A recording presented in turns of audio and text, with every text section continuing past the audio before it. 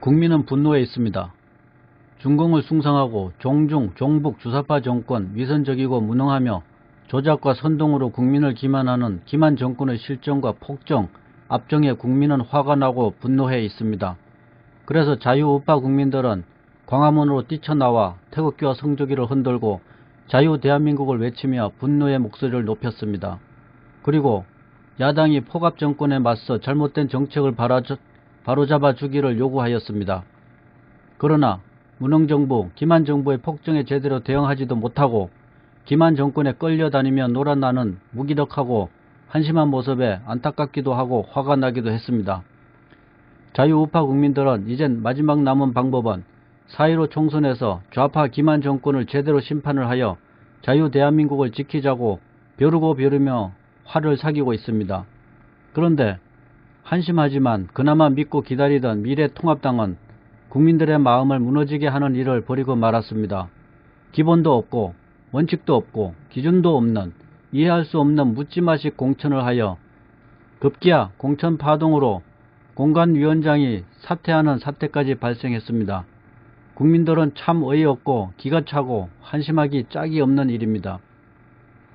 야당이 똘똘 뭉쳐서 선거를 치러도 시원찮은 판인데 반쪽이나마 통합한 미래통합당이 국민의 마음을 몰라도 너무도 모르고 국민을 우롱하고 배반한 것입니다.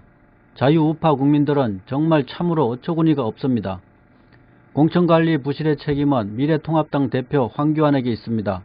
황교안 대표는 국민들께 머리 숙여 사과해야 합니다.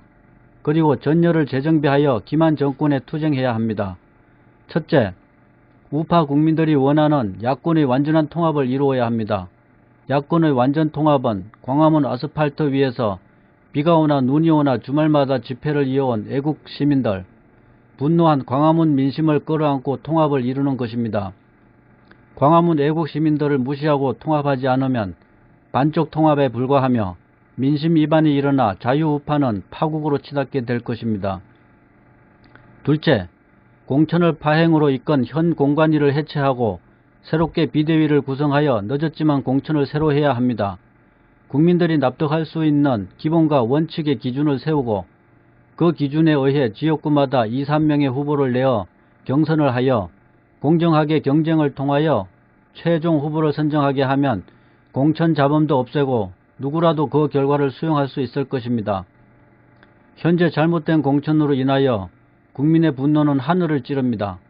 지역구마다 공천을 받아들이지 못하고 항의하는 분들이 많이 있고 심지어 단식 투쟁까지 하는 분들도 있습니다.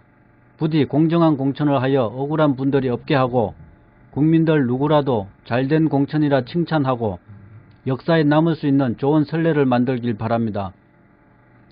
공천이 공정하게 잘 되면 야당의 과반수 의석은 따놓은 당상입니다. 거기에 몇 가지 공약을 추가하면 이번 총선에서 230석까지 바라볼 수 있습니다. 그 묘수의 방법, 공약을 말씀드리겠습니다. 공약 1. 국회의원 수 절반으로 감원. 2. 비례대표제 폐지 혹은 강화. 3. 국회의원 3선제. 4. 국회의원 급여 무급제 혹은 50% 감봉. 5. 지자체 구청장, 구의원, 교육감 직선제 폐지. 6. 한미동맹 강화. 7. 한일관계 정상화. 8. 중국 내정간섭 불허, 불가근 불가원 정책. 9.